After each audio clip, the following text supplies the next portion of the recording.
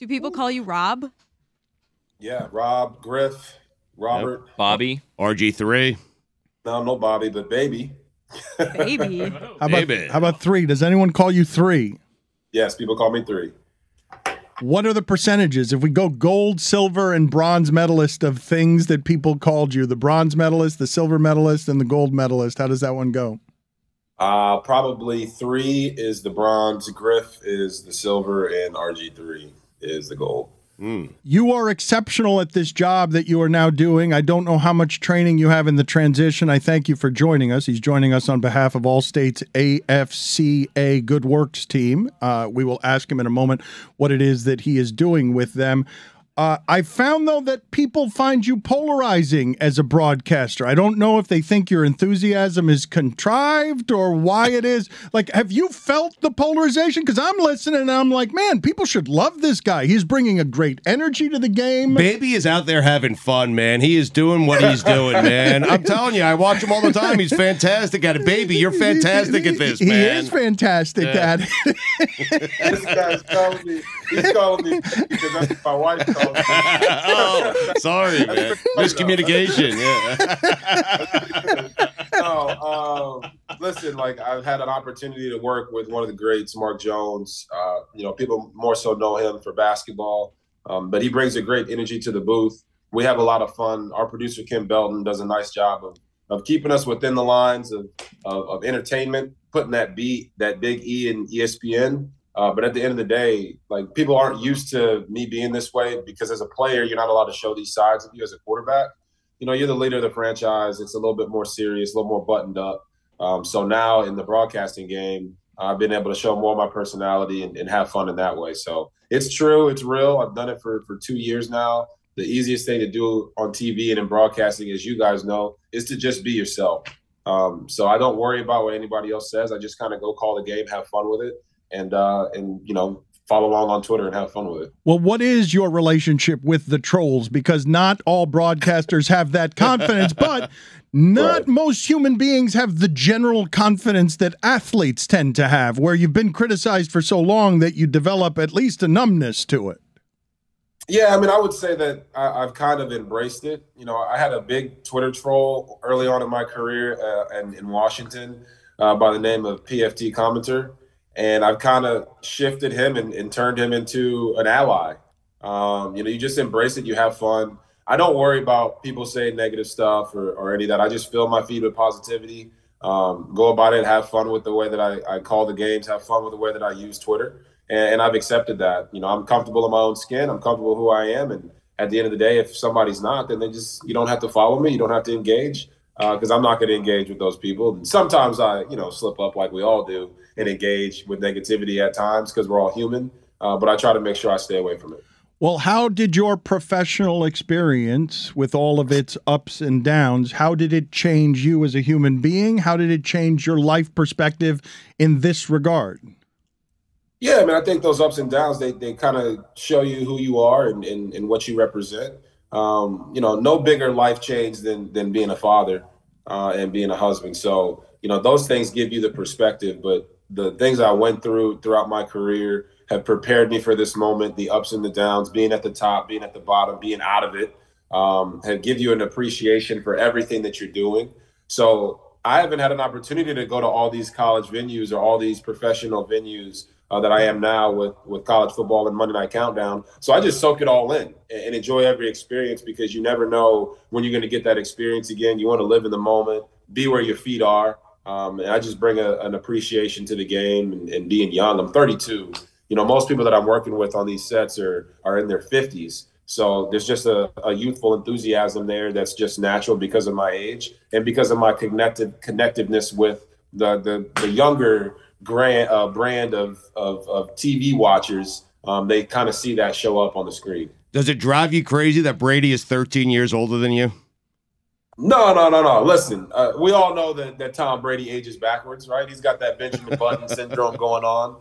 And every time he goes up to the podium, he looks a little bit younger nowadays. I don't know what he's doing, whether it's a little bit of Botox, a little bit of hair, who knows? At the end of the day, Tom Brady finding ways to look younger and younger. I don't know what he's doing, but I'm happy for him. At the end of the day, he make the accusation. Don't do maybe. Don't do maybe.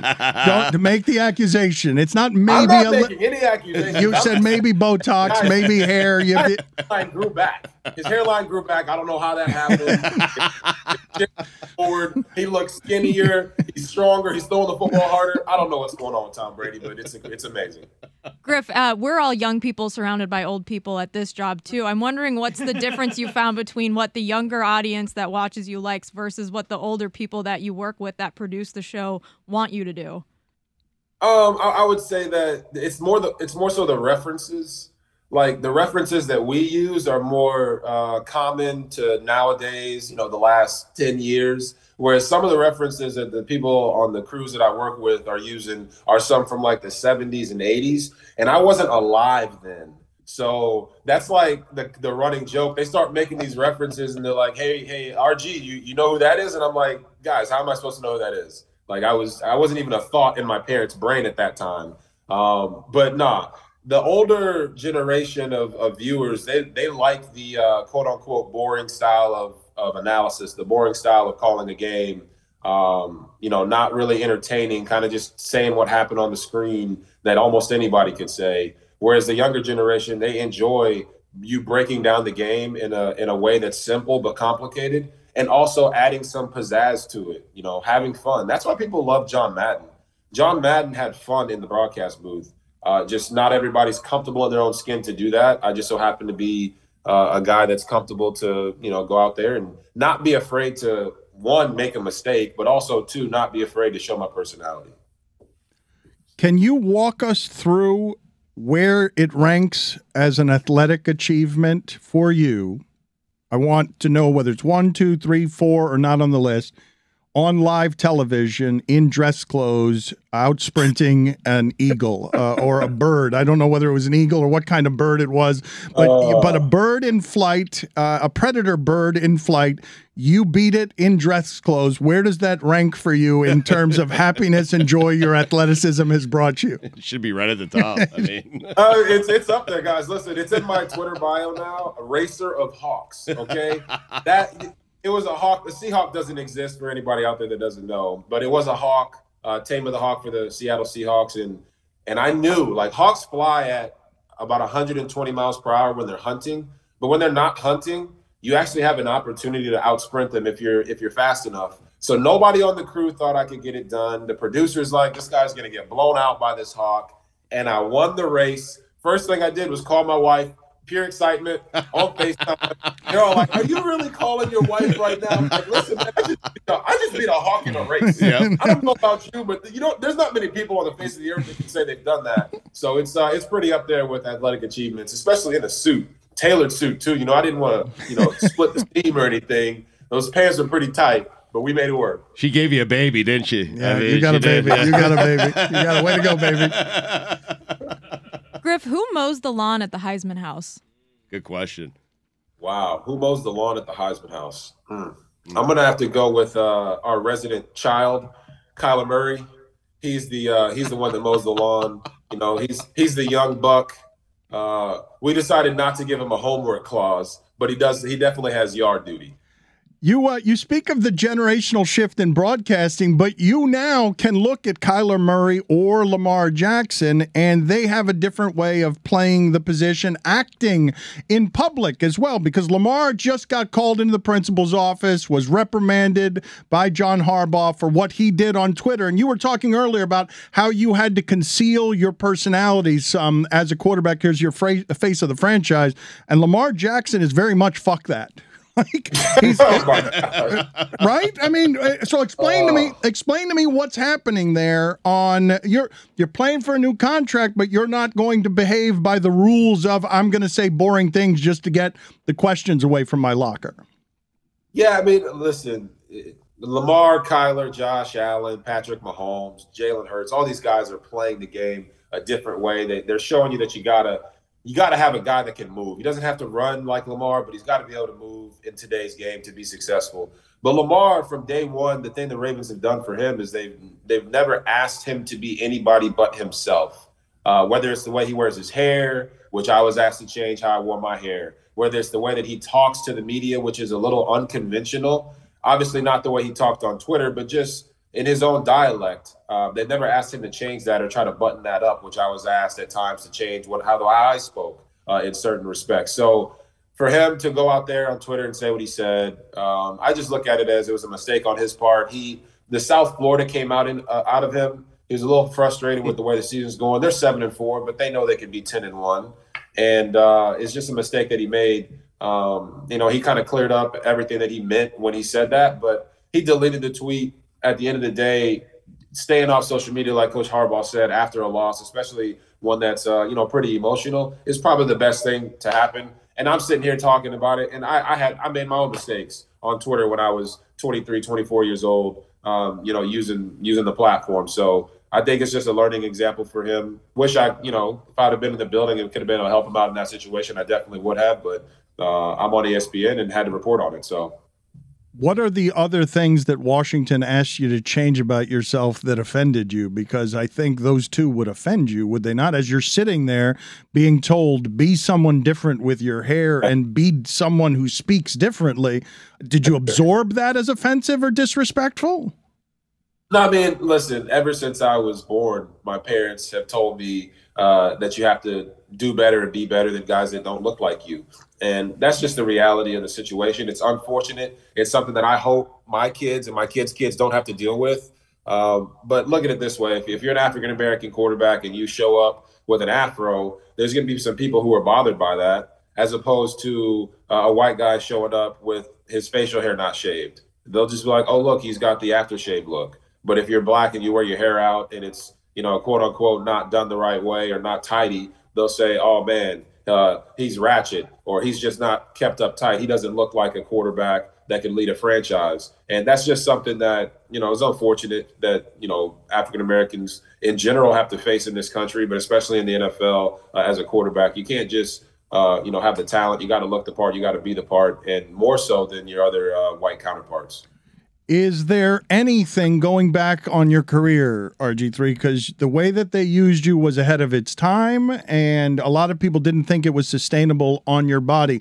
What could we go back and do differently as you look back on it and say, I just wish that we organizationally or me had done X differently because I could still be playing today if they hadn't, wrecked my body with a playing style that was unforgiving? Yeah, I mean, at the end of the day, like, we've been through this a bunch of times. I know I haven't answered this question on this show, but I've answered it a bunch. And at the end of the day, everything that I went through there in Washington is part of the journey. It's part of the story. I don't have any regrets about my career. You could sit here and say that after, I got hurt in the 2013 playoffs of the 2012 season, could have sat out longer, could have sat out a year, didn't start the year the next year to give myself more time to rest. There's a million things. Could have not got drafted to Washington. Could have got drafted somewhere else. But all those are hypotheticals. All those are a lot of ifs. And at the end of the day, I enjoyed my career. I enjoyed the journey that I went through, made me a better person, better man, better player, better husband. And at the end of the day, this is where God has me to be right now. Could I still play football at 32 years old if a team called me and said, hey, we need you? Yeah, 100%. I'm ready to roll. But God has me right now working at ESPN in the broadcast game, doing something that I can do for the next 30 to 40 years. And that's a blessing. I get to spend a lot of time with my family, time that as a player you don't normally get. So I don't have any regrets from that standpoint. This is all part of the journey, all part of the process. And I've accepted that and really am enjoying it. I don't know if you guys can tell on the broadcast, but I'm enjoying. You're enjoying this interview until I asked you a question you've gotten 1,000 times, and you had a lot of at the end of the day. And way to call him out. And you went right back to being the quarterback, the professional quarterback who knows how to answer questions. So rapid fire, before we get to what it is that you're doing with the Good Works team, I just want to know, among the set that you have, Susie Colbert, Steve Young, Booger McFarland, Adam Schefter, just a handful of fill-in-the-blank questions. The person on the set most likely to be razzed the most by the others is blank.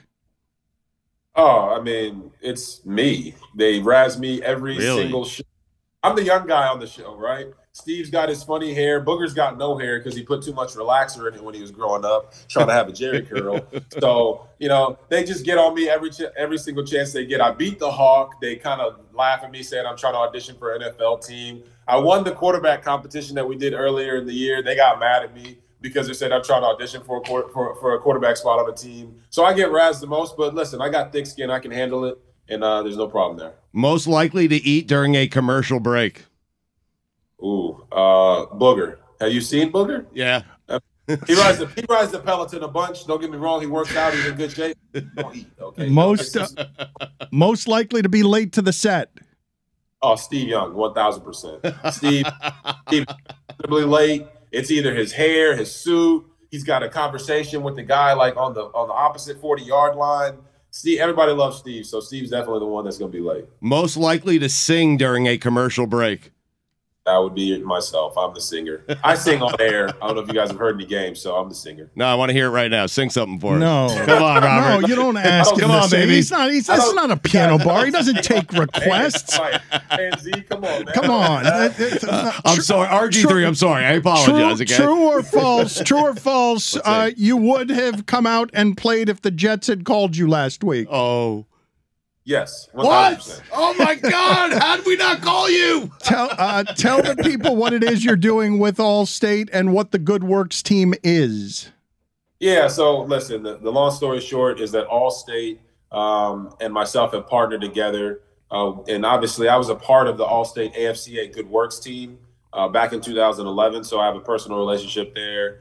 You know, this is one of the most coveted community awards in all of college football. And really, we're partnering with the DoSomething.org to try to get and inspire 1,000 volunteers to give back to their community. So I know you guys know this just like I do. The best way to give back to your community is to go out and be active in it.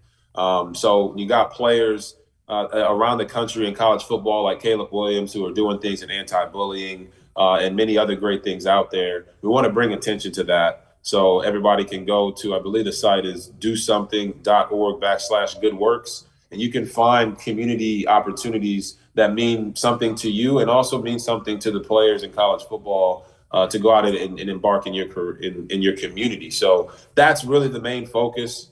We're coming off of Giving Tuesday. Obviously, everybody knows Black Friday happened and Cyber Monday, but now it's the time, Christmas time, the Christmas giving season to give back. And that's an important thing for Allstate to go out and get done.